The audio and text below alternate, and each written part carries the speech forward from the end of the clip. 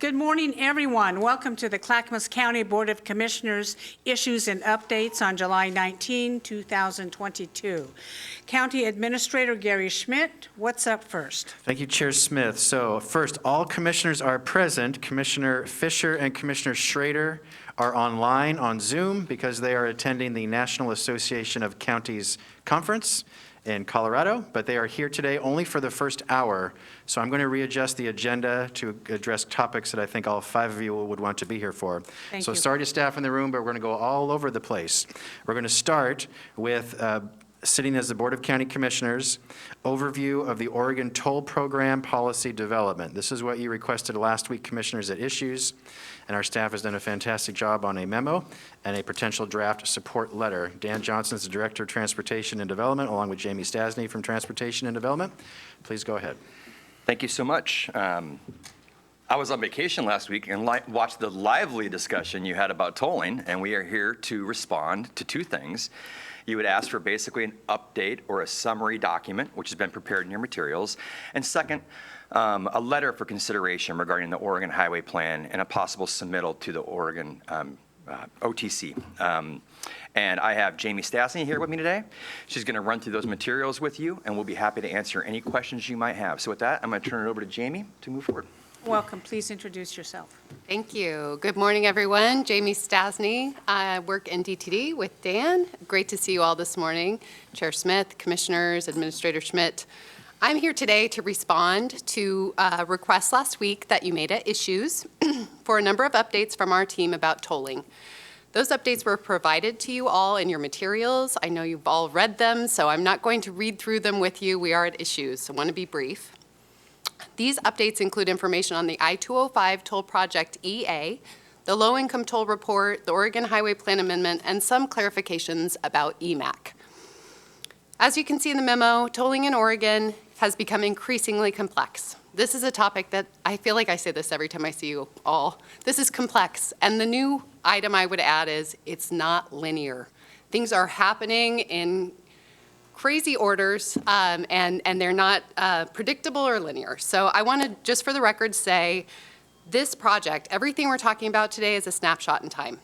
This can change at any moment at ODOT's whim. So I want to be clear about that. And the other thing I want to be clear about is that everything we're talking about today is being proposed by ODOT. These are not Clackamas County projects. These are ODOT projects that we are participating agency in as a requirement. So I just want to be really clear, these are not our Clackamas County projects, as you all know.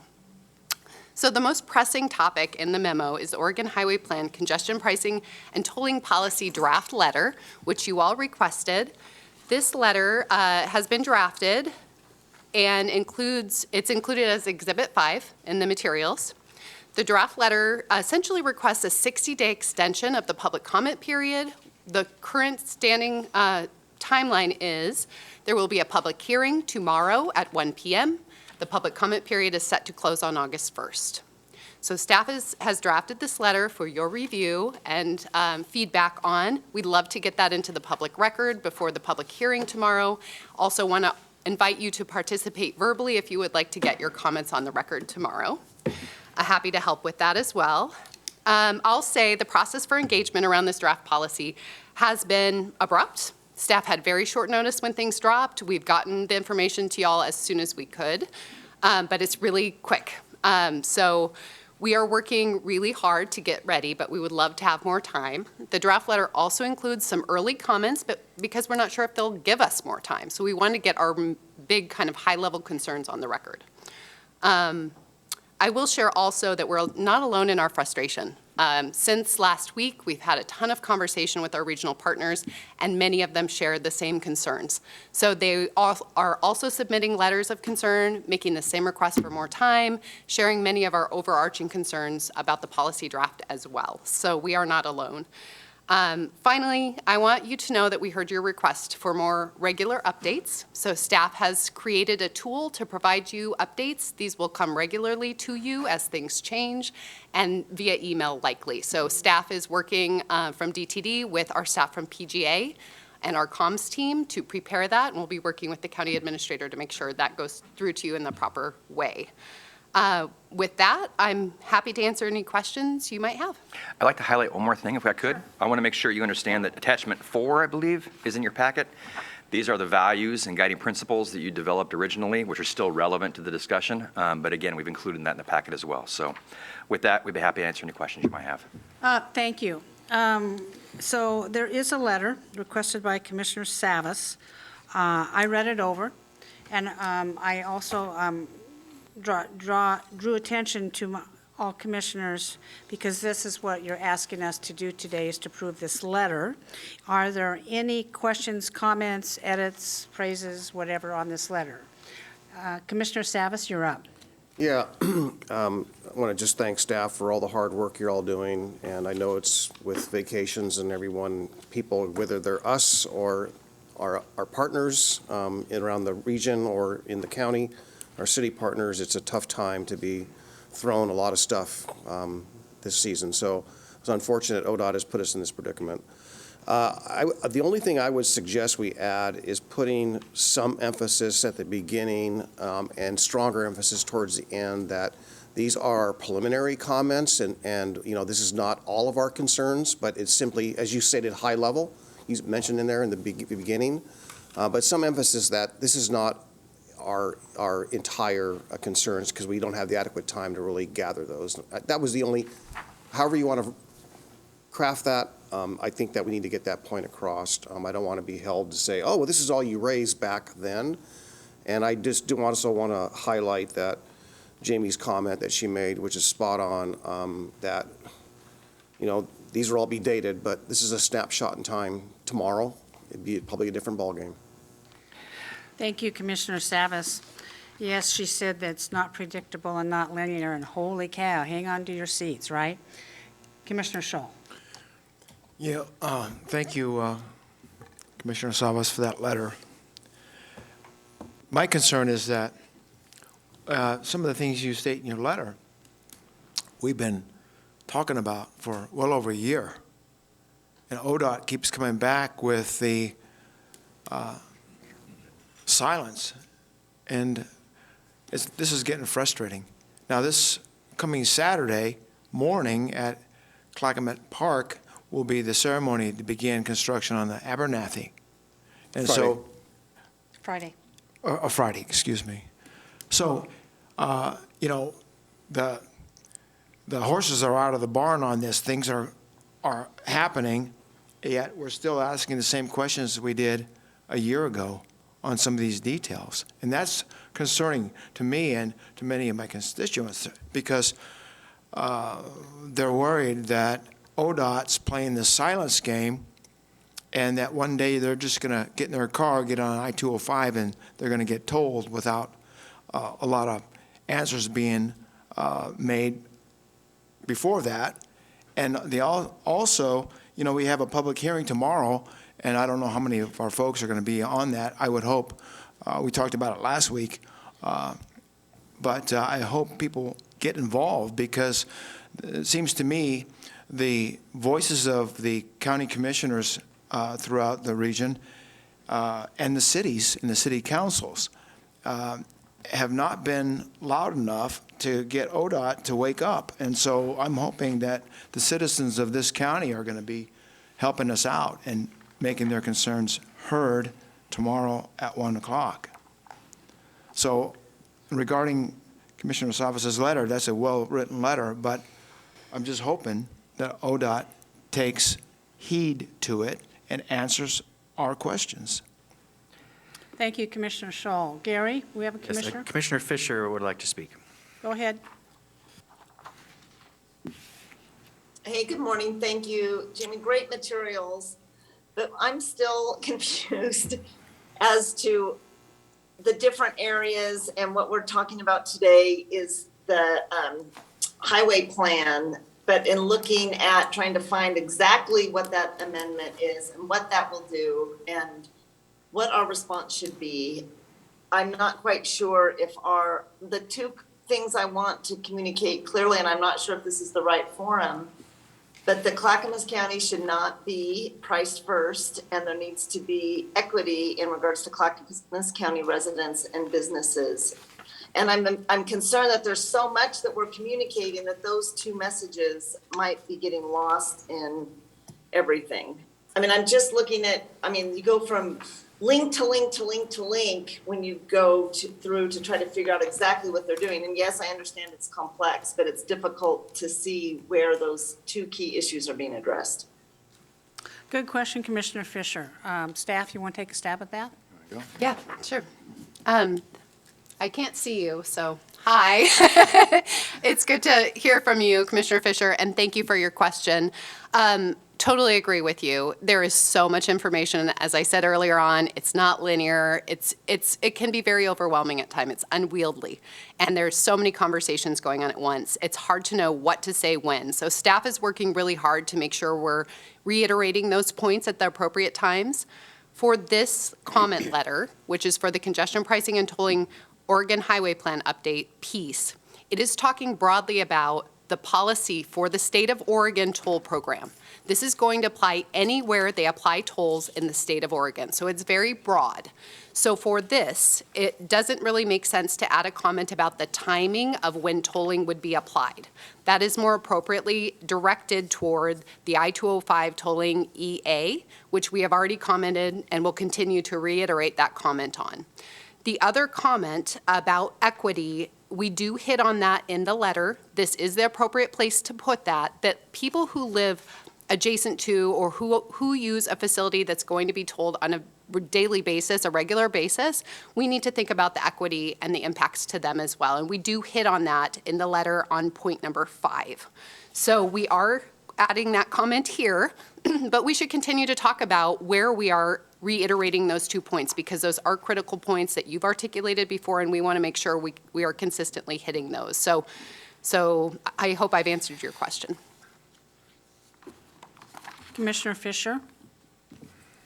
Yeah, thank you, Judy. Yes, that definitely helps in setting the context as to what is the most appropriate and where are our comments most useful. And I have to want to piggyback on what Commissioner Scholl has said about we seem to be speaking so loudly, but it doesn't seem that we're being listened to. Right. So I don't know how we get through the other noise and get our voices amplified through this process. But I'm very concerned of what this will mean locally to our residents and businesses. So I don't know, Chair Smith, it's up to you to decide when and how we have that conversation. Well, I think your comments are notable, and I agree with them. I am relying heavily upon our staff to let us know when, where, and how we do this. And I had a conversation with Dan Johnson in my office yesterday, I believe. And you'll see on page 4 of the packet, the committee overview, and ODOT has created a series of committees, and there's 6 of them. And if every commissioner or our 2 transportation commissioners were to sit on these committees, it would be overwhelming work to do. And Jamie Stasny has really taken this responsibility on herself to become an expert in this area, but there is so much work. ODOT is throwing so much at us. It's almost like they're burying us in information in committees, so we don't know who's on first or who's on second. I'm almost thinking that's happening on purpose in a way, but we have asked consistently for at least a year to pay attention to certain values that's in our transportation values statement. And I think we need to keep pushing that and keep pushing that. I think the letter is good with a few, Commissioner Savage just had a few, I think, edits that are acceptable. And today I'm going to ask if the commissioners are okay if we send this letter. Additionally, this Friday, there is the kickoff of the Abernathy Bridge. And quite frankly, I've been asked to speak, and quite frankly, I'm very conflicted about even attending. Now, we have asked for this expansion along I-205. We've asked for the expansion of the Abernathy Bridge, but we have not been listened to about tolling. So if I show up, what do I speak on? Congratulations, we're being told when we know our citizens don't want to be told. And so, Commissioners, I'm asking direction from you on what those comments should be this Friday. And you can email these to me because PGA is working on that. And I had a conversation with my PA this morning about that. I think it puts us in a very precarious situation of which we have objected to certain items, but yet we're having this big celebration or this big opening at Clackamas Park this Friday, which this is almost surreal to me. Commissioner Fisher, do you have your hand up?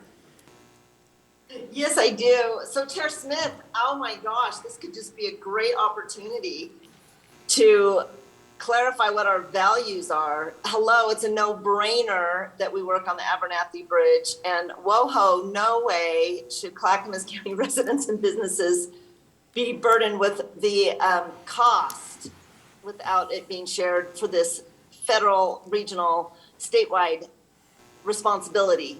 I think we could come up with some great talking points for you, and I think we should alert our community members to go, and they should be clapping for your comments and cheering for what you're going to say.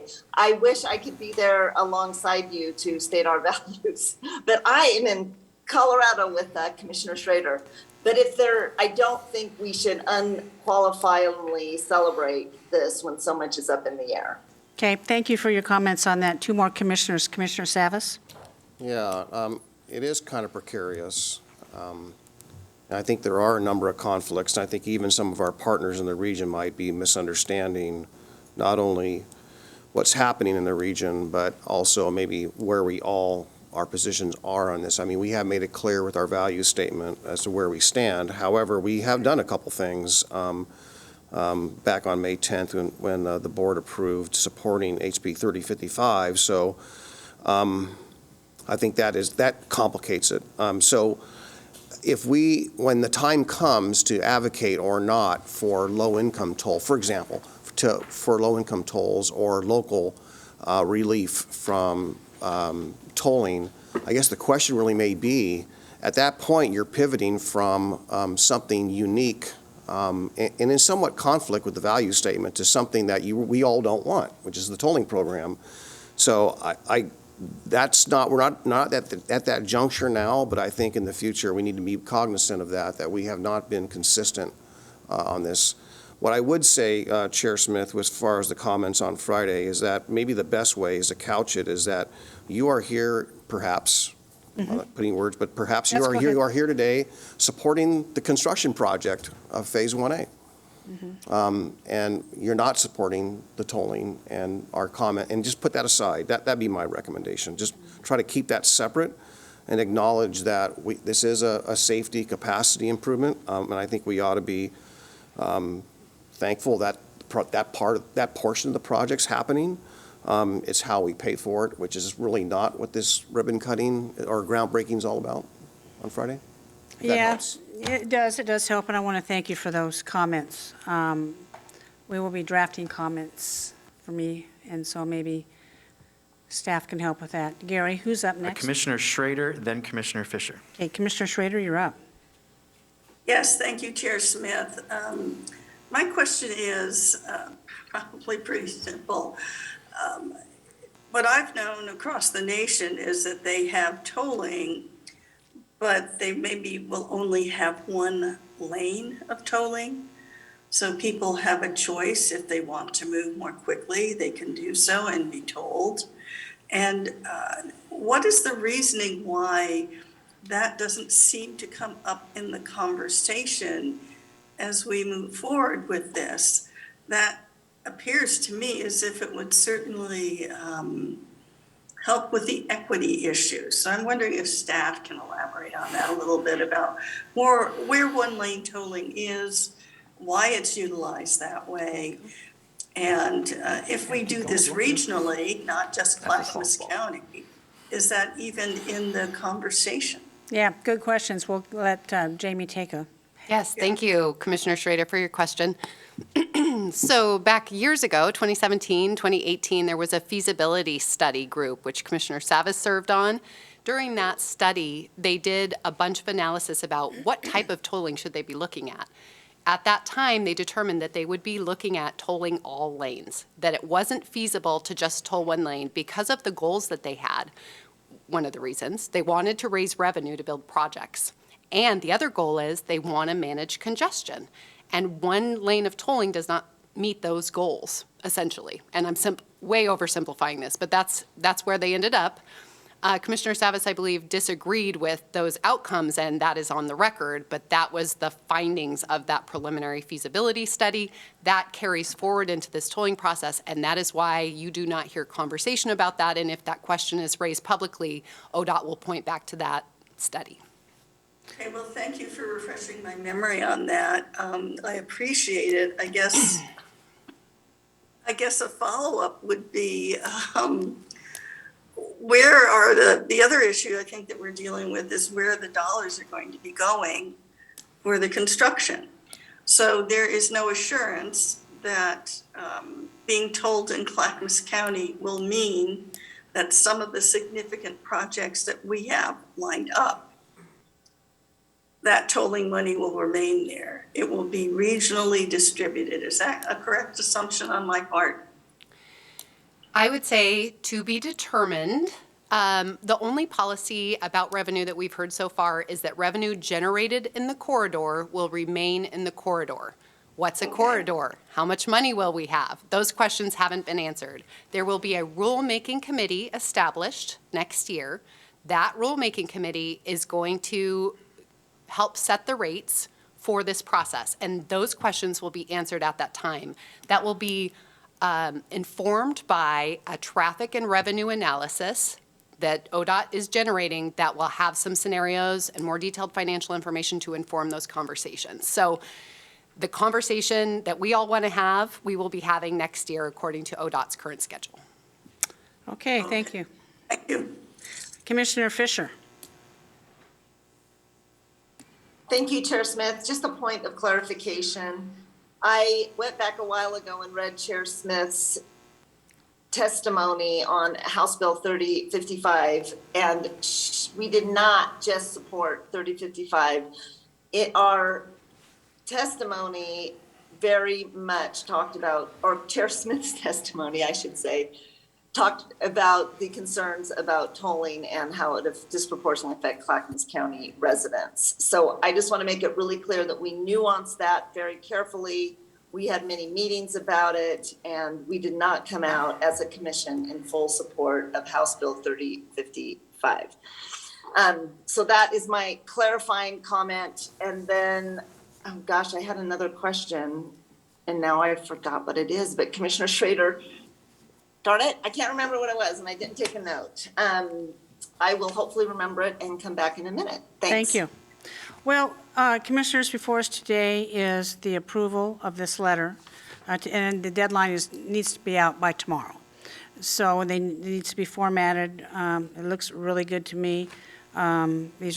These comments are not our final comments. They're preliminary based on the moving target, so to speak. Dan, are you okay? Yeah, that'd be great. Actually, yeah, what I'm thinking in regards to Commissioner Savas's questions and concerns about some more emphasis, what I'm thinking is on page 2, right before we get into those bullets, where it basically transitions from, hey, we'd like more time, but if you're not going to give us more time, these are kind of our comments. We'll bolster that sentence a little bit to kind of emphasize the concerns you raised today to meet that need. Commissioner Scholl, in regards to your concerns, I would draw your attention, and we'd be glad to talk to you offline about this. There's a letter in here from Mandy Putney from ODOT that really gives some clarity about Phase 1A versus the other phases of the project. If you, I think it's attachment 1. Take a look at that maybe before Friday. And if you have questions about that, don't hesitate to reach out to us. Okay. Yeah, it's a very illuminating statement, especially in paragraph 2, which I've highlighted in yellow here. We had conversations about that. Commissioners, I'm going to ask for your approval of this letter. Gary, do we need a motion? Yes, please. Chair, I move we approve the letter with the amendments suggested. Let staff finalize that and sign the letter, send it off. Seconded. Commissioner Savas has made a motion that we approve the letter with edits, send it off, and Commissioner Scholl has seconded that motion. Any further discussion? Seeing none, Tony, can you please take the poll? Commissioner Scholl, Aye. Commissioner Savas, Aye. Commissioner Schrader, Aye. Commissioner Fisher, Aye. Chair Smith. Aye, motion passes 5-0. Thank you very much for coming forward, staff. Thank you, commissioners. Chair, just want to clarify one thing, not related to the motion, but to Commissioner Fisher's last comment, as I try to couch it, I think some folks are a little, I won't say confused, but they have a perception. So when it came to HB 3055, some folks have watched that, and also that when they were there, that we were there and checked the box in support of the bill. So I think that has been one of the things I have been taking the task on, is that it's not clear where we are coming from. So I'll just state that. I did hear the words. I don't disagree with Commissioner Fisher's summary or perception of the words that Chair Smith spoke. I don't doubt that at all. I think it's the fact that, our conversation on May 10th and the fact that we checked the box for support. That's all I have. Thank you. Thank you. Well, Commissioner Savas, if you have people saying that, just make it very clear, this board does not support tolls. I've said that time and time again. But we are in this precarious situation. Yes. Thank you so much for the approval of the letter. We appreciate your timely response to that. Should someone from the commission wish to testify at OTC, don't hesitate to reach out to us and we can coordinate that. That needs to be done, just so your information, by tomorrow morning at 10 a.m. We have to get in line and get you registered. We'll leave it at that and let us know, okay? I think we'll be consistent on me testifying before the OTC. These two gentlemen on either side of me have taken absolute yeoman's work, the lion's share of the work on the transportation issues. I'll go ahead and We can prepare some testify. talking points for you to review, and Please we'll do go from there. that. Thank Send you me so the much. link. I assume it's by Zoom. Okay, Gary, what's up next? Great, jumping ahead on the agenda, project, Oh, wait, Gary? Yes. Hold on just one sec before they leave. I remember my question, so I apologize. Our congressional delegation has weighed in this with concerns about tolling as well during town halls and public forums. I'm interested to know if there's any possibility of federal resources going towards these projects. There is an application for a federal grant that ODOT may or may not receive. So there you go, Sonia. Thank you. Anything else, the probability of, is there any advocacy there that we should be doing, any conversations? Dan or Jamie, can you answer that question? Please come up. Sorry, Vahid and Rod.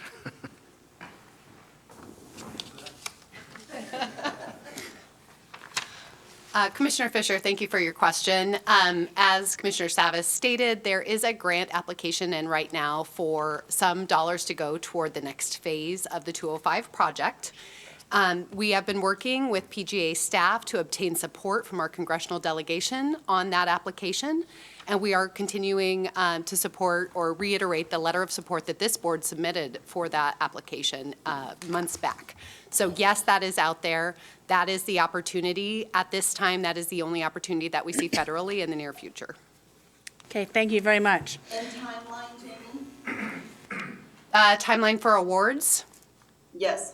I don't have that at the top of my brain right now, but I will get back to you after this meeting. Thank you. Absolutely. Thank you. And commissioners, we're going to move on since my two fellow commissioners at the conference can only be here until 11. So let's move on with the very essential, not that it's not all essential, but Great, Go thank ahead. you. Next, Project Turnkey, Rod Cook, Director of Health, Housing, and Human Services, Vahid Brown from the Housing Authority. Please go ahead. Yes, for our listening audience, I'll read a little bit more because I know the commissioners are well versed on Project Turnkey. Project Turnkey is a state-funded grant opportunity managed by the Oregon Community Foundation that provides funding and technical assistance to help communities acquire and convert existing structures, such as hotels and motels, into non-congregate emergency shelters or transitional housing.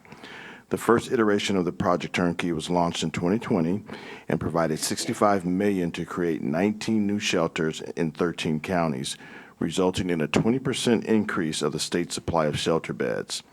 Following this success, on June 24, 2022, Oregon Community Foundation released Project Turnkey 2.0, making an additional $50 million available. Today, we're here before you to seek your approval to submit an application for Project Turnkey. And we can give you more information if you need it, but a little time. Rod, I want to thank you for the letters in the packets. A two-page packet is very informative. Yes, thank you for explaining that. Any questions? Commissioner Scholl, are you in? You don't have to put your line on, go ahead. Okay. Yeah, I support making the application for this. I think this, if we can procure a hotel, it's going to be a big help in addressing the homeless problem in Clackamas County. And I understand that this application doesn't come with any identification of a specific hotel or hotels. Is that correct? That's correct. The application does not require pre-identification of a site. It's to approve qualified applicants to move to Phase 2 to work with the Oregon Community Foundation on identifying and selecting a final site for purchase. Good, okay. Thank you. Commissioner Savas. Yeah, I'm supportive of this effort here. I would suggest maybe that we take the work criteria that we worked on earlier in the year and somehow make that available for folks that are watching this or associated with this for future reference, so that when we do site selection criteria and processes, that people know what's coming. I think that'd be really important, and I think we also need to be mindful that we didn't receive any funding last round. We didn't have a project ready to go. I'm hoping that the state is cognizant of that and allows us to find a facility that's large enough to meet our, we're one of the largest counties in the state. We should receive a good portion of the funding. So I'm hoping that we add capacity and get a sizable project. Thank you, Commissioner Savas. Gary, Commissioner Fisher has a question. go ahead. Thank you. So I'm not recalling the criteria. I remember a value statement. I'm not sure, Commissioner Savas, if that's what you're referring to. I would appreciate seeing whatever document you're referring to and an update. I don't recall us approving criteria from the board. Well, I made reference earlier to the two-page letter, and Gary, that's online, correct? Rob's Yes, letter? Yeah. yes.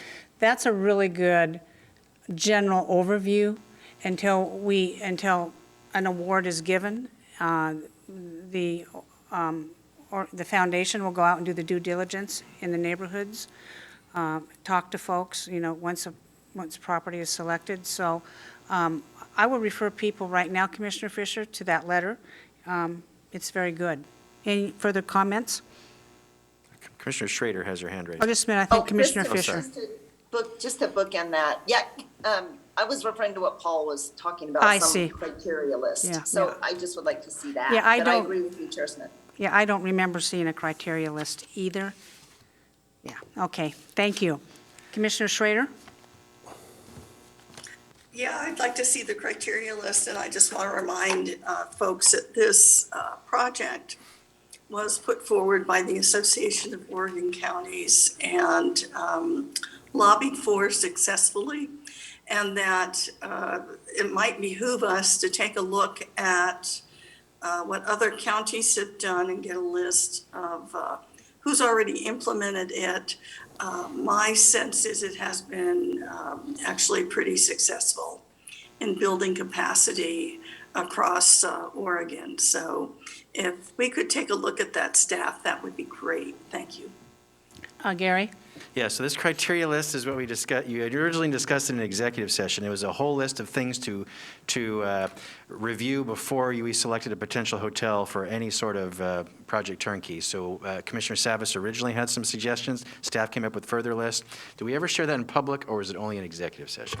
I do not believe that the site selection checklist that's of a kind of a checklist of process steps was shared publicly. Well, we never got to the point of having, a willing seller, as I remember, so it just kind of went by the wayside. So that is something this board needs to discuss in public and approve of, I believe. But, it's probably the same for, all the counties. I'm sure you're doing your due diligence. And once you make I think the question before us today is to make the application, correct? Yes. And then this happens in phases, but you've heard what this board is seeking, and you understand that. Commissioner Savas. Yeah, when I was inquiring about that work. The response back I got was the board had approved it earlier this year. So I'm not sure it was called criteria or site selection, but I think it was the processes for, not about turnkey per se, but about shelters. It was generally on locating shelters and our processes. I don't know what that document was called exactly, but that's what I'm referring to. Okay, thank you. Do we need a A vote? motion to apply for this grant So process, moved. please. Seconded. Commissioner Savas has moved we approve the application process for Project Turnkey. Commissioner Scholl has seconded that motion. Any further discussion? Seeing none, Tony, would you please take the poll? Commissioner Savas, Aye. Commissioner Scholl, Aye.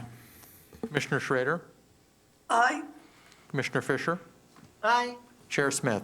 Aye, motion passes 5-0. Thank you very much. Thank Gary, you. what's And we'll next? keep you posted, commissioners, on next steps. All right, next, moving ahead again, let's do secure rural schools payment election process, because there is a deadline by the end of next week. Commissioner Scholl, if you'd like to lead it, and then Dan Johnson, would you come forward, please? And then staff will add to it. Yes. We have received requests from USDA and U.S. Forest Service to confirm our election for payment, be it secure rural schools or a percent of harvest. Now, currently, the county is taking the secure rural schools payment. You saw a little briefing from Mike Besner. He states that the timber receipts would probably yield about $400K, where the secure rural schools will yield over $800,000 to the county. So that's kind of a no-brainer thing. And then, so there's really nothing we need to do in the way of change other than just submit our application. Our election, yeah. Our Yep. election, yeah, that's right. So, Dan, would you like to make a further comment? I'm kind of terrified too, because I know some, but not all. I just want to make sure we are crystal clear, and Memo does a really good job laying this out. Secure rural schools are made of two different funding sources, one from the U.S. Forest Service, which is the election you're making today, and the second from what they call ONC lands. If you want some fun history, look up ONC lands. It's really interesting. And so the discussion we're having today is simply about the U.S. Forest Service discussion. It's clear that the payments that we get are higher than the receipts historically. That's the recommendation before you today. We will be coming back to the board regarding the ONC lands at a later date. At a later date. Hey, Tony. At a later date to have that discussion with you. Okay, good. And have we ever had to do an, quote, election before with the Department of the U.S. Forest Service? So why are we doing it now? With the bill re-upment, I believe, is when they yeah, brought what it happened was last November 15th, the Infrastructure Investment and Jobs Act was signed, and that required looking at these elections again for FY '21, '22, and '23. And we haven't done that for like 10 years. That's what I thought. believe, yeah. Okay. All right. Any further comment on this? I believe we need a motion. Motion, please, yes. I need the motion. Mark, would you please state it correctly? Let me see.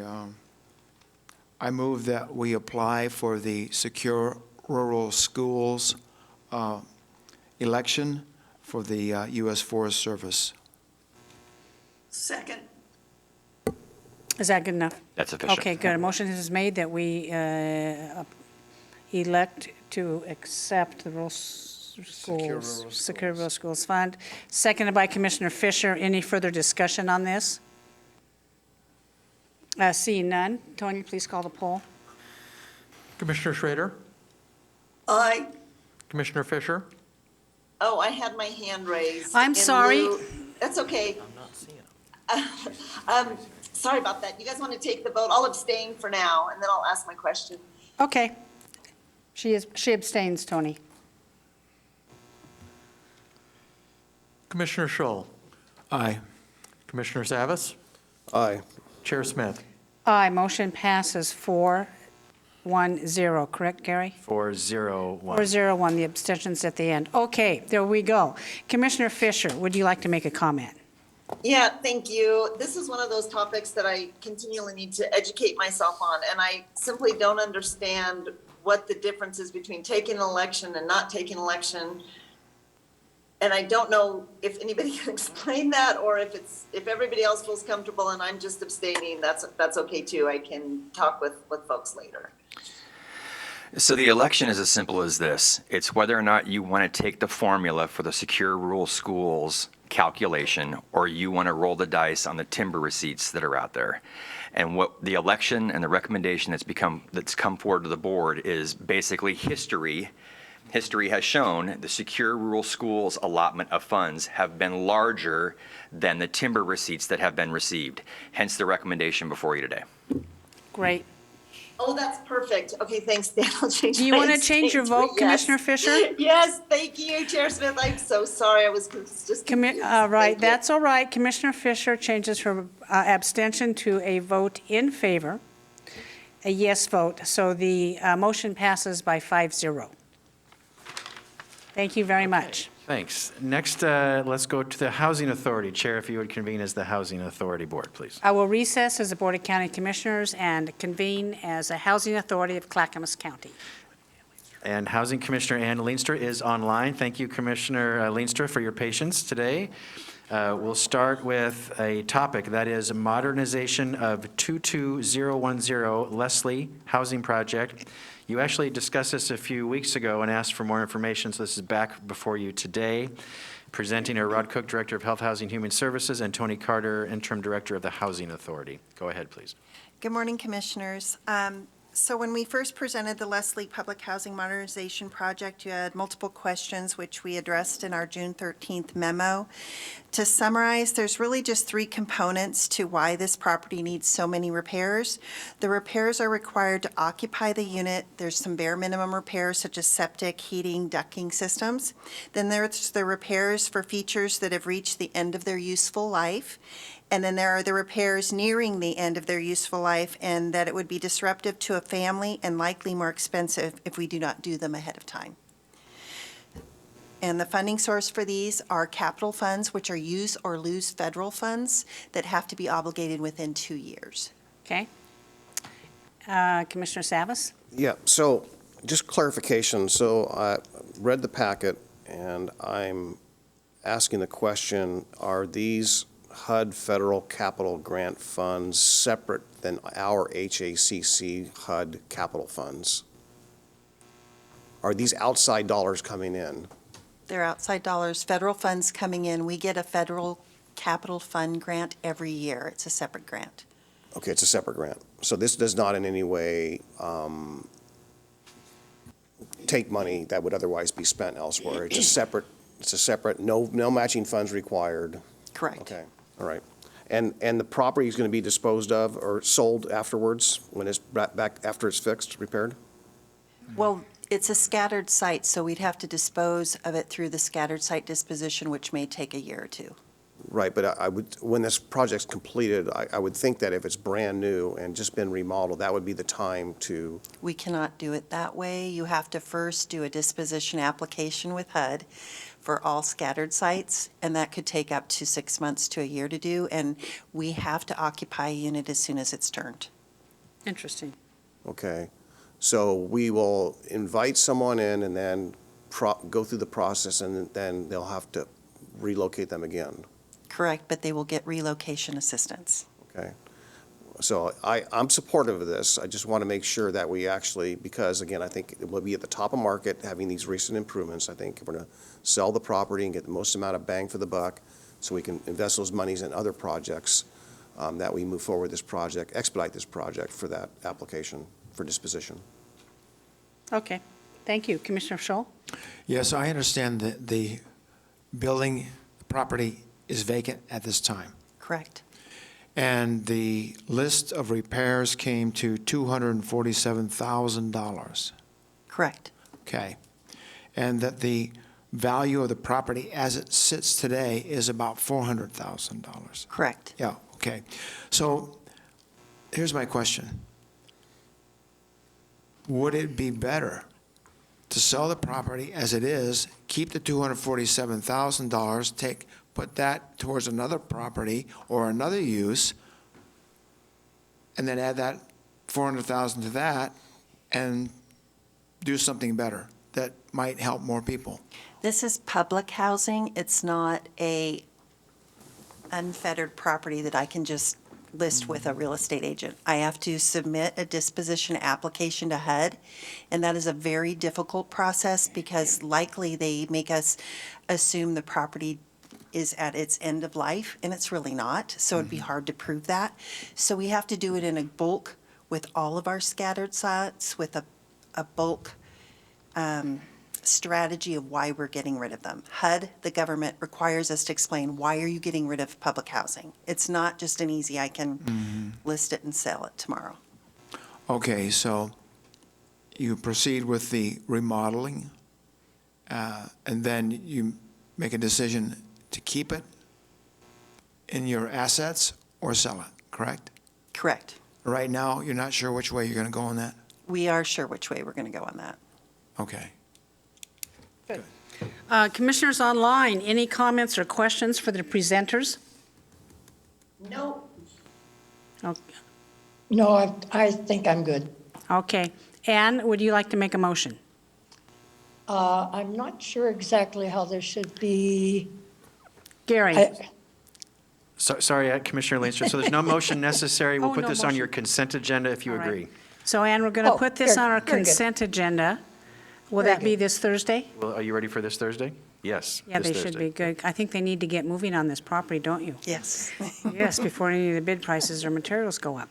Correct. Absolutely. Thank you very much for answering the board's questions and coming back. This is one of those properties, I think it's kind of between a rock and a hard place, but we're bound by the federal rules, so we have to obey them. Correct. Thank you very much for coming forward. Thank you. So stick around. So we'll add this to the consent agenda for this Thursday, and you have 4 additional requests for consent agenda under the Housing Authority. Let's go through them real quick. Item 1, approval of an infrastructure and additional shared cost agreement with Clackamas Workforce Partnership for the Workforce Clackamas Center. Agreement value is this right? $275? Is that Yes. correct? Yes. $275.39 for 1 year. Funding is through the Ross Grant Funds. No county general funds are involved. Go ahead. Yeah, basically, we're part of the one-stop shopping center, and it's a facility, and so everyone has a share, all the partners have a shared cost, and our shared cost is this $275.39. It costs you more than that for 2 staff people to come forward today and talk about it. I agree. It's kind of like mailing a bill, that your bill is 50 cents, and it costs them $3 to mail it. Okay, go ahead, but I digress. Any other further comments or questions? Hearing none. No. Item 2, approval of an amendment increasing funding to purchase software to report workforce demographics on bond-funded projects for the intergovernmental agreement with Metro for the Affordable Housing Bond Measure Program. The amendment value is $25,967. Agreement value is increased to $115,180.60, wow. The agreement is increased to $115,180,061. Funding is through the Regional Metro Housing Bond Funds. No county general funds are involved. Yeah, that one's pretty straightforward. We're buying access to software with this. Again, how much does the software cost? $25,000.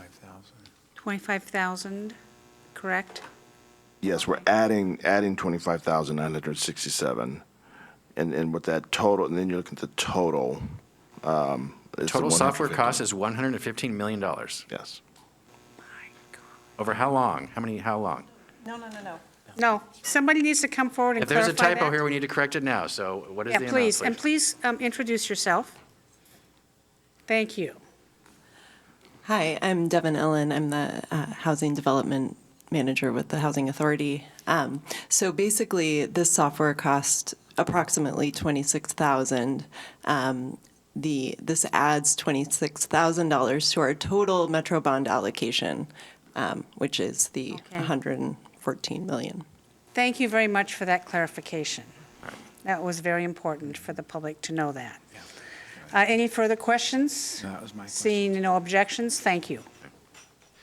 Apologies, everyone, but it's good to clarify this. All right, item 3, approval of a personal services contract with Northwest Family Services to provide emergency shelter services and an assignment of that contract to Clackamas County. Contract value not to exceed $437,087 for 1 year. Funding is through Supportive Housing Services. No county general funds are involved. Yes, and as the Administrator said, this is for emergency services with Northwest Family Services.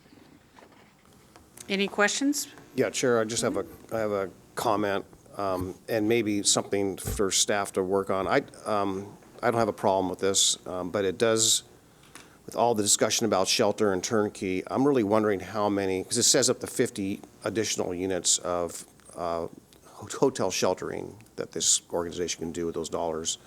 So my question that's going to be for the future, not today, is how much shelter capacity, hotel shelter capacity is there willing in Clackamas County? I assume these are Clackamas County hotels, right? Yes. Right. I'd just like to know what our total capacity is for this sheltering program. And again, in hotels. How many willing rooms, beds, whatnot, are hotels in county, Clackamas County, willing to rent for this purpose? Okay, we'll get you that information. Thank you. Thank you very much. Any further questions or comments? Seeing no objections, go ahead. Item 4, approval of an intergovernmental agreement with Metro and the City of Lake Oswego to conduct a solicitation and selection process for awarding the Boones Ferry project to an affordable housing developer. Anticipated award value is $7,150,000. Funding is through Metro Housing Bond Funds. No county general funds are involved. We have Devin here to speak to this. Sure, yeah. So recently, the City Council of Lake Oswego approved a purchase and sale agreement for the property with Metro. And basically, this IGA allows the Housing Authority to work with Metro and the City of Lake Oswego to select a developer to develop the site. And it's going to be affordable housing, and it's going to adhere to our Metro affordable housing goals outlined in the local implementation strategy. Any further questions or comments on this? Commissioner Schull? I have a question. The $7,150,000. Now, what exactly does that buy us? So this is coming from the site acquisition pot of funds, which is allocated to Clackamas County, but kind of controlled by Metro. So that is the source of those funds. The $2.5 million is acquisition of the land, and then the delta is for the development of the housing project.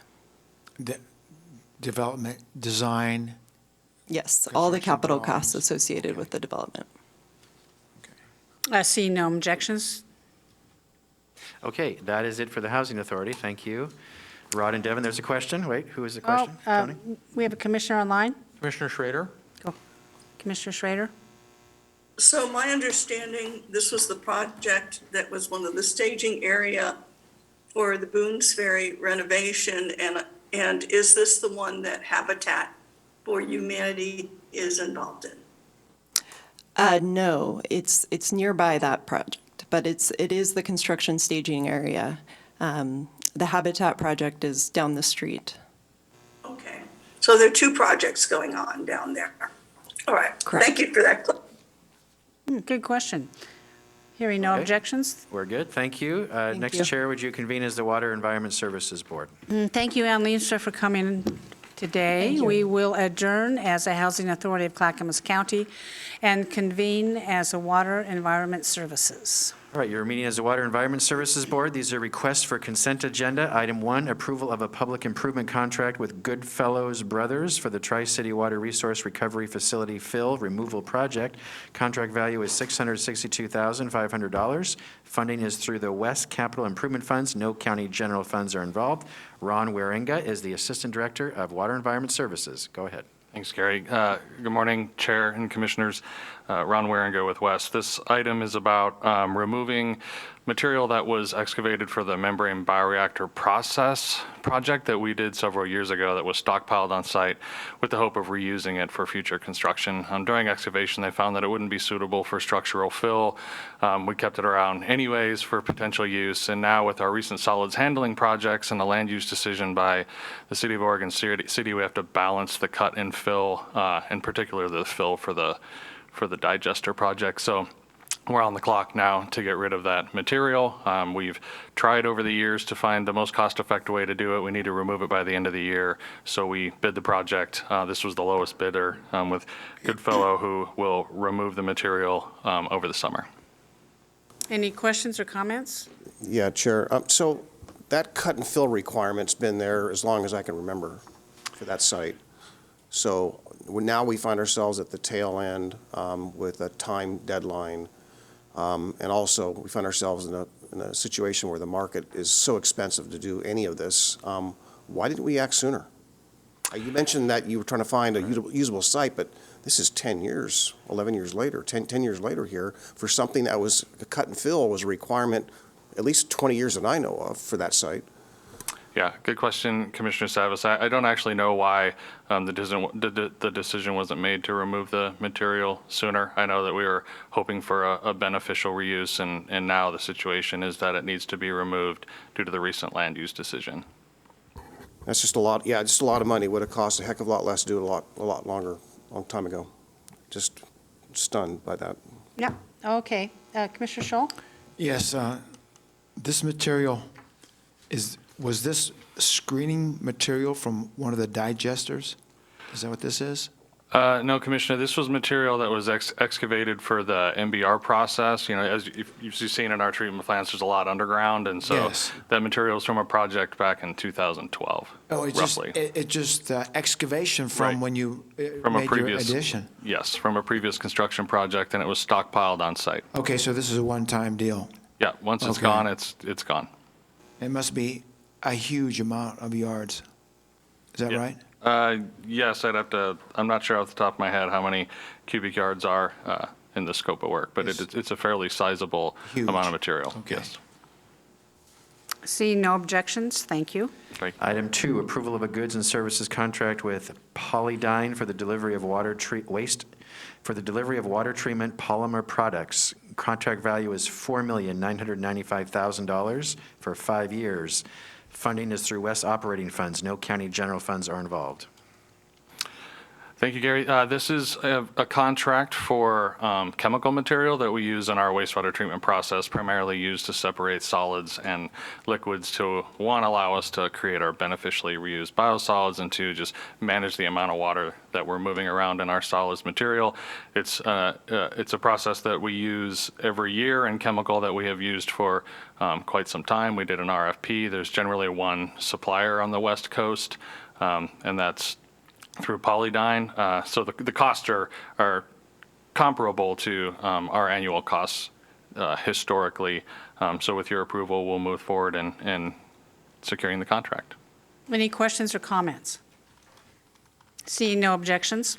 Item 3, approval of an amendment extending the duration and modifying the scope of work of a personal services contract with Jacobs Engineering Group for the Kellogg Creek Water Resource Recovery Facility aeration improvements. The amendment value is $771,960. Contract value is increased to $1,038,642. Funding is through West Capital Funds. No county general funds are involved. Yeah, Commissioners, this contract supports our aeration basin improvement projects at our Kellogg Creek facility. Jacobs was retained as a design engineer following an RFP. Originally, with this amendment, we will keep the contractor on board for the engineer of record during the project, as well as overseeing construction inspection, and then also integrating the systems. It's always an important part of what we do is to make sure what we built works, and so the aeration basin logic controllers need to be integrated with the existing system out there. So the contractor will support that work as well. Any questions or comments? Yeah, so, Ron, does this, I remember we had the problem with the aeration pumps that failed prematurely years back. Is this any way related to that? You mentioned aeration, you mentioned the Kellogg site. We had those failed pumps. I don't think so, Commissioner. We've had some issues with the influent pumps that pull water into the facility. I don't think there's a connection with the aeration process. Yeah, well, I specifically remember they were aeration pumps, premature failures of the aeration pumps. I'd like to get more information on if that's the case afterwards. I'll be sure to have our project manager answer that question and forward that info. Seeing no objections, Gary? Item 4, approval of an amendment modifying the scope of work of a personal services contract with Murray Smith for pump station rehabilitation and upgrades project for the Bolton Pump Station and the Group 1 River Street, Clackamas, and Timberline Rim pump stations. The amendment value is $347,762. Contract value is now $2,479,468. Funding is through West Capital Improvement Funds. No county general funds are involved. Thanks, Gary. Again, Commissioners, this project is about design and rehabilitation and upgrades to our pump stations and our collection system. The contractor was on board supporting that project with design work, and much like the last contract, this amendment adds their scope of services to be the engineer of record and support construction and integration with our SCADA system, our control system for our collection system. So with your approval, we will retain them for that ongoing work taking place over the next couple of years under multiple construction contracts. Any questions or comments? Seeing no objections, Okay, thank you. Thank you. Chair, would you now convene as the Development Agency Board? I will recess as a Water Environment Services and convene as a Development Agency Board. Next is a request of the Development Agency for a consent agenda item. Item 1, approval of a board order and commercial lease of Development Agency property to W.E. Given Contracting. Lease value is $1,320 for 1 year. Funding is through lessee rental payments. No county general funds are involved. Dan Johnson is the Director of Transportation and Development. Go ahead. Thank you so much. Essentially, some background on this. It doesn't sound like a lot, but I want to make sure we're clear with the board. This was a willing seller, willing buyer acquisition the Development Agency did for the Sunrise Project at one point in time.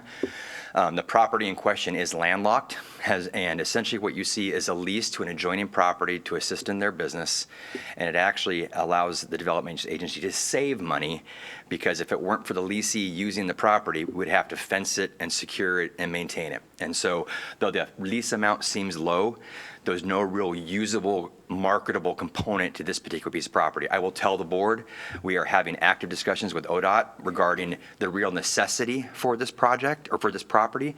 And if it is determined through those discussions that it is not needed now or in the future, there has been interest from this leasee to possibly buy it. We'll be appraising it if that comes true, and we'll have discussions with the board about that at a later date. Sounds great. We'll return it to the tax rolls. Very nice. Any other questions or comments? Seeing no objections. All right, thank you. Chair, would you now reconvene as the Board of County Commissioners? I will recess as the Development Agency and reconvene as the Board of County Commissioners. All right, we'll go on to the regular county consent agenda list. First, I know Commissioners Fisher and Schrader need to depart at this time if they wanted to say anything before they go. Thank you, Commissioners Schrader and Fisher, for attending this. I know you're very busy at the national conference. They're not unmuting, so we'll just move forward. Oh, wait, there, Commissioner Schrader. Yeah, I just want to thank you for allowing us to be here. It's going to be a very important conference. I know that Commissioner Fisher is going to be doing a presentation, as will I, and that bodes well for our county in leadership at the national level. So thank you all, and have a good week. Yes, thank you. Gary, go ahead. Okay, so this is your regular county consent agenda. We'll start with elected officials, the Sheriff's Office.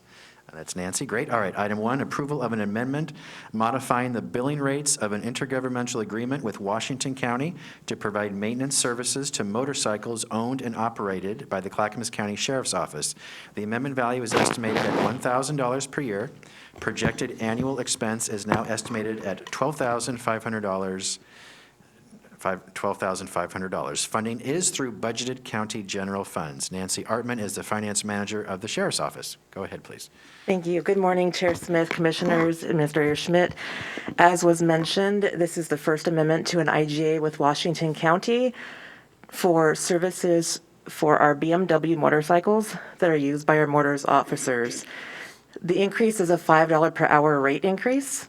There have been no increases to the fee since 2020. We do have sufficient funds in our budget to cover this expense. Any questions or comments? Seeing no objections.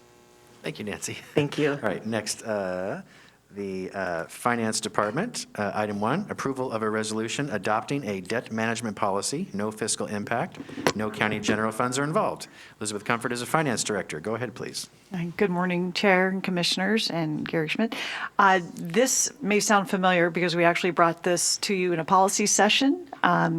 And I'm Elizabeth Comfort, Finance Director, June 8th, and we missed a housekeeping item to bring it through the business meeting process. So today, just wanted to remind you that this is an updated debt policy, refreshed from 1996, and it is putting us in good practices so we can keep our credit rating and evaluate future debt issuance options with using best practices. Okay, any questions or comments? Any objections to this moving forward? Seeing none. Item 2, approval of a resolution adopting a contingency and reserve policy, no fiscal impact, no county general funds are involved. Thank you. And we brought this to you on May 17th for a policy session. And again, we need to follow the formal process through a business session. But this contingency and reserve policy really allows us to follow best practices and hold our reserve and budgeting processes to your strategic planning. Any objections, any questions? Okay. I do have a question. As I mentioned, when this is brought before us, I made the comment that it may not be in our lifetime to where we actually fulfill that percentage of contingencies and reserves. So from a practicality standpoint, it's probably unfair to say, geez, when do you think, Finance Director, we can fulfill this, right, and have that? But I just really wonder, again, just in full disclosure, it seems we're making a policy here, but yet we know we can't fulfill it. We want to have targets, and we want to have good practices in our future, and so we can try to attain those. So I think it's a good policy to have to strive for. Okay. I guess I might talk about this a little bit on Thursday, but just fair warning. The only thing I do want to emphasize is that if there's some kind of language in here or commitment that we will not tap our contingencies and reserves below a certain point, I would have more comfort. And I know this currently it's 10 and 5%, correct? Or 5 and 10 or 10 and 5? Those are the current ones. This one changes it up to 25%. Correct. So I would say if there is a board agreement on this, we need to pull the item and come back to you, because at this point, you're here to approve the policy or not. So I also would suggest making a discussion item and deciding that now, if that's what you wish to do. I'm okay with the policy. I'm ready to support it. So am I. Would you like to make it a discussion item so that you don't have to remove this on Thursday, or? Haven't we discussed this already, though? You had a policy session, We've correct? already had a policy session on this. I don't know why we're revisiting something that the board has mainly approved. I don't think that is proper procedure to do, especially when there's 2 commissioners gone.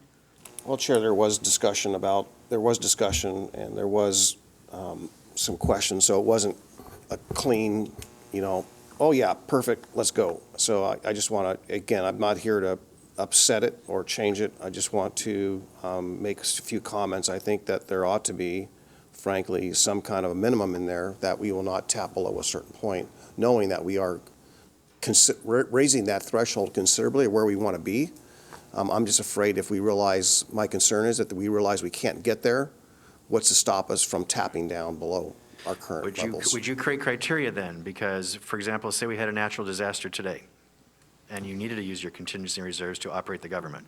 Would you not? I mean, this is a great discussion, but I think. No, I agree. I was thinking the same thing. What happens in the emergency? We have yet to have an emergency where, thank you very much, that we have had to use all of our contingencies and reserves. I suppose one could happen in the future. I hope it does not. But I do not want to have a policy that would bind us from using the contingencies for the public health, safety, and welfare of our community in the event that an emergency would happen. Now, Gary, or maybe legal counsel, would an emergency override those policies that we could continue to spend it down? And another thing that the board will have to do is quit spending money. I mean, we all have our pet projects. We all want this done. We all want this done to answer to this constituency or another. The board would have to quit spending money too. Are we going to add that into the not spend down policy? We could say that. So since there's only 3 of you present this Thursday, and if Commissioner Sapp, if any one of you has concerns it won't pass, maybe we should hold this item until all 5 So commissioners Paul, you are don't want to support this today? No, that's not what I said. I said I would just simply like to discuss it. Okay, so why don't we make it a discussion item for Thursday then? That be okay, Chair? Sure. Okay, all right. No, actually, it's not okay. Okay. And I'm going to tell you why. Because we're missing 2 commissioners. If you want to make this a discussion item, then we have it when all 5 commissioners are here. Is there a time sensitivity to this vote? Not at this time. Okay, good. We're going to discuss it when all 5 commissioners are here and everybody can opine, because this is very serious. All right, so we will pull the item until next week's business Thank you. meeting. Okay, got it. Okay. Thanks, Elizabeth. All right, next, County Council. Item 1, approval of a revised amendment to the library construction and operation intergovernmental agreement between Clackamas County and the City of Gladstone. This amendment extends the deadline for construction completion by 12 months with, this is of the library, of course, with no change to the agreement value. Jeff Munns, Assistant County Counsel. Go ahead. Yes, thank you. You approved this on July 7th, and the City of Gladstone approved this on July 12th. And this is a housekeeping matter because when they approved it, they changed the form slightly. You referenced in this amendment the cost estimates would be based upon the November 2021 estimates. So the city did the same thing, but what they did is they attached the policy session materials to this amendment. So it's a different form that you both signed. So this is coming back as a housekeeping matter for you to review the business meeting and to essentially sign the version they signed that included the policy session materials as an attachment. It doesn't change the content or the meaning from what you had approved on July 7th. It just simply, instead of just referencing it by a title, they attached it as well. Okey doke. Any questions or comments? Any objections to this moving forward? Okay. All right, thank you, Jeff. The next item for county administration, we're actually going to pull till next week, only because all the staff are on vacation who would have discussed it. So it's just a mistake on our part. My apologies. We'll just push it to next week's agenda, and we'll come back. Next, technology services. Item 1, adoption of a board order approving the issuance of a purchase order to purchase networking equipment to expand broadband access to unserved and underserved areas of Clackamas County. Purchase order value is $750,676.86. Funding is through American Rescue Plan Act funds allocated for broadband expansion. And is this authorized by the board or authorized by other federal dollars you received? This ARPA money? It's the board, correct? Correct. Thank you. No county general funds are involved. Dave DeVore is Interim Director of Technology Services, along with Duke Dexter, CBX Manager. Go ahead. Afternoon, Commissioners. Good to see you again. This basically will be a purchase for about $750,000 worth of network gear. It's actually a cool, technical term there, project. It allows us to upgrade our CBX network to be full open access. What we'll be doing is connecting central points in the ring to allow any ISP that wants to provide services to the county. And in the ARPA funded areas, allow us then to provide the end point equipment. So those homes can then pick any of those ISPs they want. The really good factor about this is it means it increases competition. It allows us to have open access and also helps affordability by keeping a competition out there so they all have to compete for those people's viewing pleasure. So this allows us then to really get more effective use out of our full CBX ring. Sounds wonderful. Anything? Any He's all questions or excited. comments? Commissioner Scholl. Yeah, I'm thinking here, does this mean that you're going to be able to get more houses linked into the network at a lesser price on the list of properties in the county where we're going to push broadband out to? Is this going to affect that? The goal is that they would be able to get effectively cheaper ISP services. It doesn't affect what we charge the ISPs or anything like that. It allows us to use the same amount of homes that we projected connecting already. We're just making those homes now available, and that's the just connect to one internet service provider. They can connect to anybody who wants to be in our ring now. So that gives us a lot more options and hopefully drives the price down for them, with the ISPs. And what's it going to do to your bandwidth?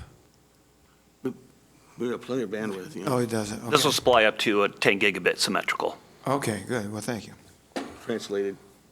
It's a lot of data. A bunch. Okay. Well, thank you. Seeing no objections. Okay, thank you. Next, disaster management, item 1, approval of an amendment increasing funding and adjusting budgeting of the 2020 Urban Area Security Initiative subrecipient agreement with the City of Portland. The amendment value is $4,691. The agreement value is increased to $380,524. Funding is through the U.S. Department of Homeland Security. No county general funds are involved. Daniel Neibauer is Interim Director of Disaster Management. Go ahead. Good morning, Commissioners. Daniel Neibauer, Interim Director, Disaster Management.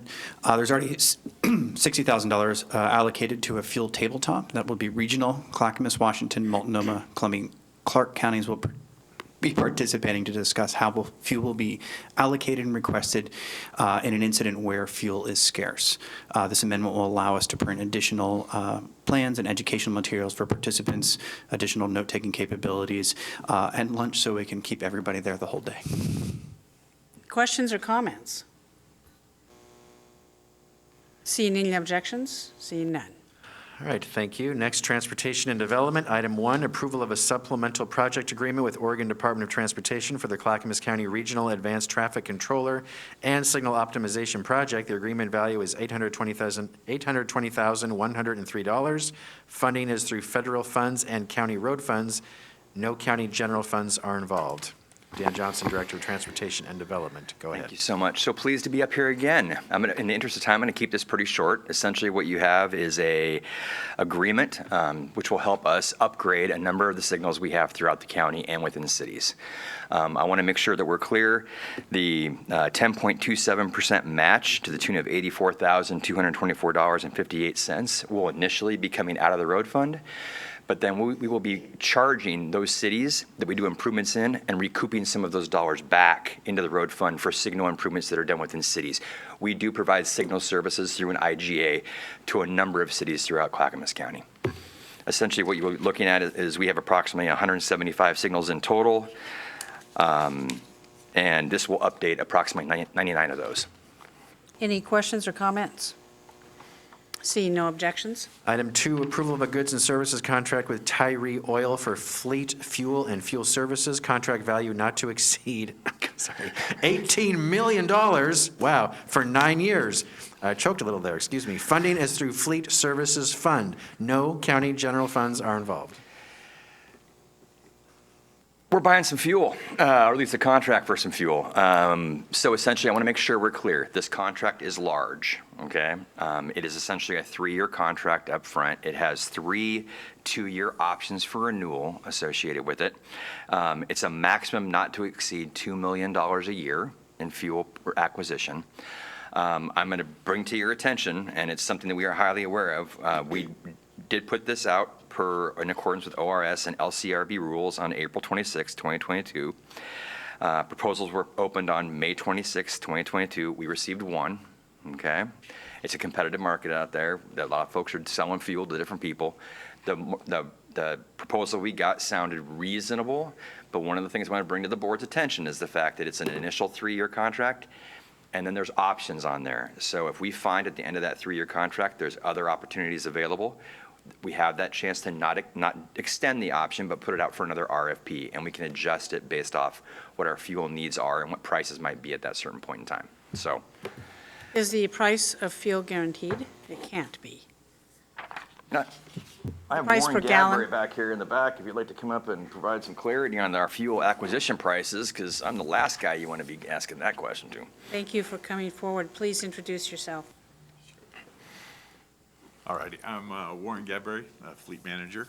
So the question was about fuel pricing currently? Yes. We're hovering just near $5, so we're a little bit less than retail. As everyone knows, fuel pricing is on a pretty relentless climb up. So The price is not guaranteed. That's all I wanted to know. It can't be. Correct. Because we have a set allocation at $2 million a year, and it sounds like whatever $2 million will buy us, we will purchase that amount, correct?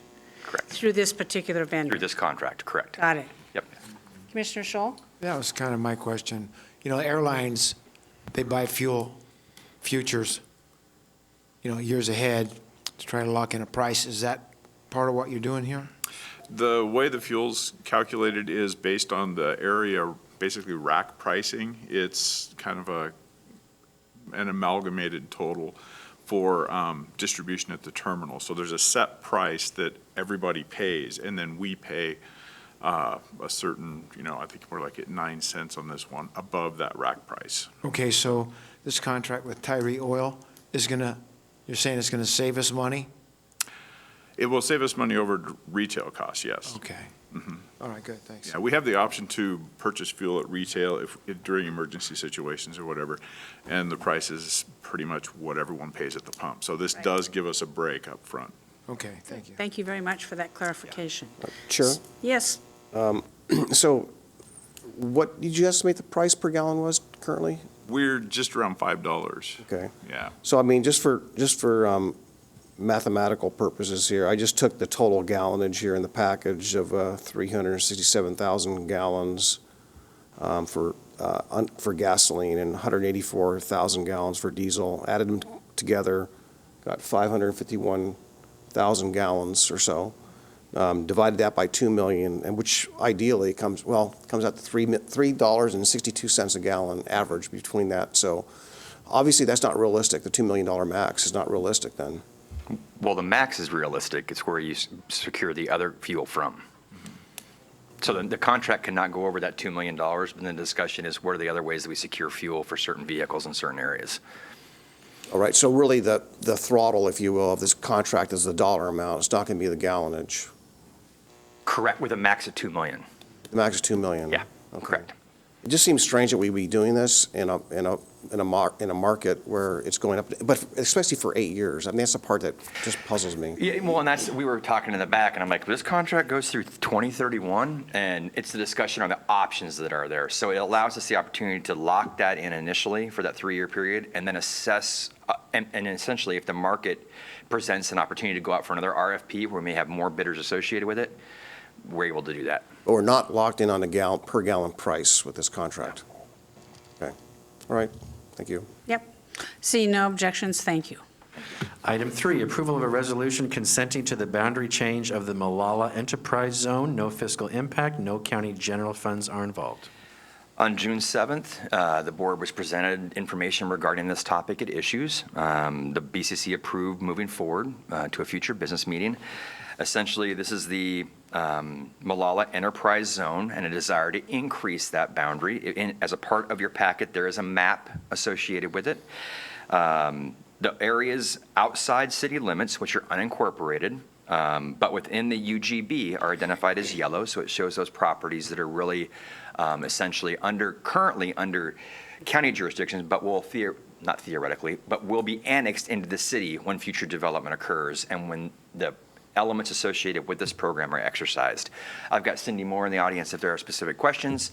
Beyond that, we'd be happy to answer any questions you might have. I remember this presentation, yes. Any questions on this? Seeing no objections, thank you. Thank you. Thank you. Next, Health, Housing, Human Services. Item 1, approval of a subrecipient grant agreement with Outside In for HIV testing and counseling services. Grant value not to exceed $28,432 for 1 year. Funding is through the Oregon Health Authority. No county general funds are involved. Rod Cook, Director of Health, Housing, Human Services. Go ahead. Yes, if you grant this approval on this one, we'll be providing HIV testing, counseling, and outreach to Clackamas County residents. Questions or comments? Mark? Yeah. Rod, does this money go to provide for the actual tests, or does this include administrative overhead to Outside In? What are we getting for this money? I don't have the number of persons that would be served in my notes here. I can get that to you, but it says testing, counseling, and outreach. So it's probably all of the above. All of the above. Okay, good, thank you. Any objections? Seeing none, go ahead. Item 2, approval of a subrecipient grant agreement with Cascade AIDS Project for HIV testing and counseling services. Grant value not to exceed $75,000 for 1 year. Funding is through the Oregon Health Authority. No county general funds are involved. Gary, Commissioner Savas has left. We Technically, no you've just longer lost have- quorum, so you can't conduct business, but I think you can still go forward because you're not voting on these today, you're just putting them to Thursday. All right, go ahead, Rod, please. This would be for the same purpose, just with a different agency, Cascade AIDS, for HIV testing, counseling, and outreach to Clackamas County population. Questions? Seeing no objections, go ahead. Item 3, approval of an amendment extending the duration and increasing the rent amount of a lease agreement with the North Clackamas School District for the Wichita Community Services Building, housing women, infants, and children clinic services. The amendment value is $10,583.04 for 1 year. Total lease value is now $15,575.04 for 18 months. Funding is provided by WIC grant funds. No county general funds are involved. Yes, and it's a fund us providing WIC services to Clackamas County residents at the Wichita Center in Milwaukee. Questions or comments? Seeing no objections. Item 4, approval of a local subrecipient grant agreement with Tudos Juntos to provide evidence-based parenting education classes to families in rural Clackamas County. The grant value is not to exceed $54,740 for 11 months. Funding is through the Oregon State University and Oregon Parenting Education Collaborative Grant Funds. No county general funds are involved. Yes, Administrator covered this pretty well. Tudos Juntos would provide evidence-based Spanish and English parent education class series to parents of young children and adolescents, and this one happens to be in the rural Clackamas County. Questions or comments? Seeing no objections. Item 5, approval of a local subrecipient grant agreement with the Northwest Family Services to provide evidence-based parenting education classes in Clackamas County. Grant value not to exceed $31,133.54 for 11 months. Funding is through the Oregon State University grant funds. No county general funds are involved. Very similar, but these services would be in the Milwaukee area. Questions or comments? Seeing no objections. Item 6, approval of a local subrecipient grant agreement with Ant Farm to provide evidence-based Spanish parenting education classes in rural Clackamas County. Grant value not to exceed $9,500 for 11 months. Funding is through Oregon State University grant funds. No county general funds are involved. Similar again, but these would be out in the Sandy, Damascus area. Any questions? Seeing no objections. Item 7, approval to apply for funding opportunity with Clackamas Workforce Partnership for Clean Slate Expungement Clinics to increase employment services in Clackamas County. Grant value is $40,000 for 1 year. Funding is through Clackamas Workforce Partnership. No county general funds are involved. Yes, this is approval to apply. This project would increase employment services for justice system-involved adults in Clackamas County by removing barriers to employment, housing, and education. Questions or comments? Seeing no objections. Item 8, approval of a federal subrecipient grant agreement with Ant Farm for rent assistance services. Grant value is $2,804,942 for 20 months. Funding is through the American Rescue Plan Act Emergency Rental Assistance Funds. No county general funds are involved. Yes, this would continue our successful program through Ant Farm to continue to provide rent assistance to households impacted by the COVID-19 crisis. Questions or comments? Seeing no objections. Item 9, approval of an assignment from the Housing Authority of Clackamas County of a personal services contract with Northwest Family Services to provide emergency shelter services. The assignment has no fiscal value. The agreement value remains at $437,087 for 1 year. Funding through Supportive Housing Services funds. No county general funds are involved. Yes, this basically moves the contract that you approved through HAC from HAC to the county, so as we create our new division for housing. Questions or comments? Seeing no objections. Great, thank you, Rod. So Commissioners, all of these consent agenda items, including for the special districts, will go to this Thursday's business meeting, except for the finance item on the contingency and reserve policy and the county administration item on the technical services contract for the courthouse. Both of those will be pulled until next week's business meeting. Okay, back to the issues list. 82nd Avenue Steering Committee request. There's a letter in your packet that came from the Metro Regional Government seeking a Clackamas County elected official to sit on an 82nd Avenue Transit Project Steering Committee by Metro. They're hosting this committee as it's a public process to identify a transit concept for the 82nd Avenue in both Portland and Clackamas County. So today, Commissioner, seeking your designee of who you'd like to choose as a Clackamas County Commissioner to sit on this committee. Thank you very much. Commissioner Scholl, this is an opportunity to co-chair the committee with Councilor Lewis. Would you be interested in that? Yeah, I'd be happy to do that, Okay. Commissioner Savas, is that okay with you? unless, Commissioner Savas, what do you think? Yeah, that's will of the chair, that's fine with me. Well, Commissioner Savas, if you think that you would rather do that, I would be happy to That's be all right. That's all assistant right. on that deal. Yeah, that's all right. I would probably just encourage you to get a lot more involved in transportation to follow it, because there's a lot of acronyms and a lot of assumptions, and there's a lot of stuff, moving parts to that, to make to be informed, so that's, yeah, I just want to throw that out there. There's a lot, as you know, so I would probably encourage you to get more involved in some of the transportation stuff. I would love the relief. Yeah.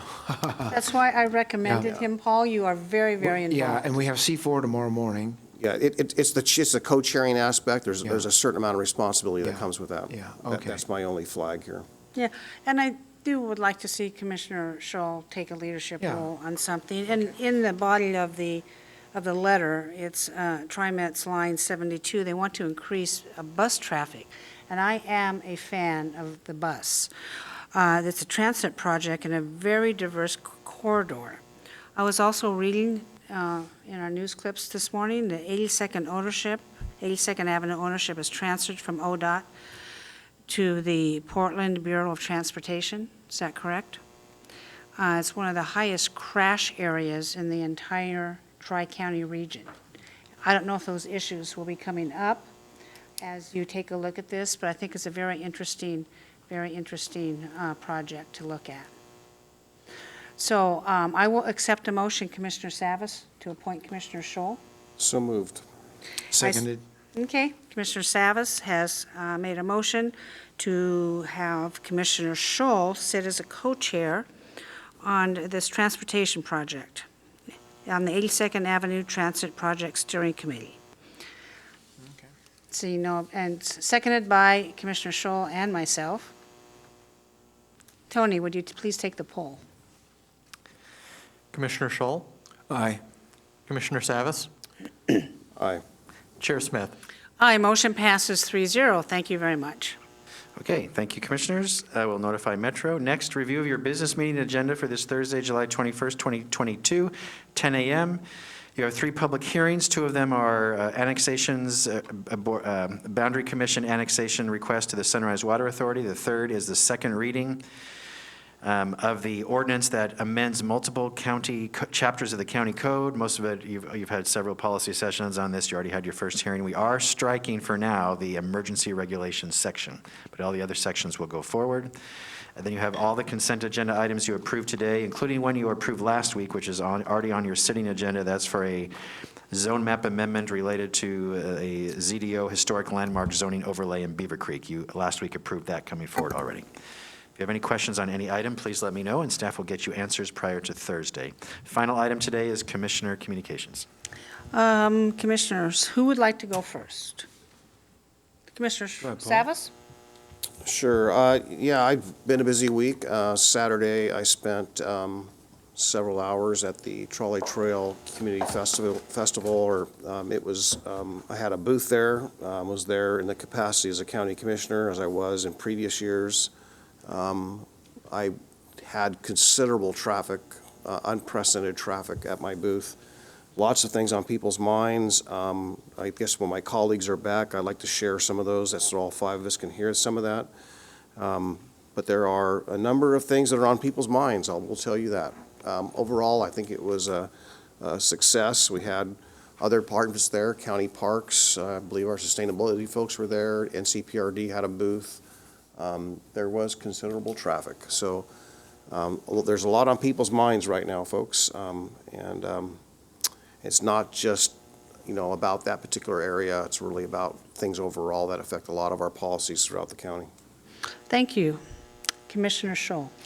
Yes, last week I was on the Zoom with the U.S. Forest Service about the secure rural schools and the timber receipts issue. If you want to see slides on it, I can share slides with you. We talked about that this morning, and that issue is taken care of. This Thursday afternoon, 6:30 p.m., the sheriff's going to hold a Enhanced Law Enforcement District Advisory Meeting open to the public at her building, which I want to attend. And we've heard from business owners in the 82nd Avenue area that have issues and concerns. Many of them will be there this Thursday. It's going to be where again? It's going to be at the sheriff's building. Brooks Building? Yeah, Brooks Building, 6:30 this Thursday. And then tomorrow morning, we have the C4 Metro meeting with Commissioner's office. And then, of course, I'll be at the Clackamas Park on Friday morning. That's going to be interesting. Chair Smith, looking forward to your comments. Yes, it will be an interesting moment. A bittersweet moment. Interesting moment. Thank you. Yes, and staff and I will be preparing comments on that as we move forward on the construction project for the Abernathy Bridge. Thank you, Commissioners, for your work today. Seeing no further business before this commission, we are adjourned.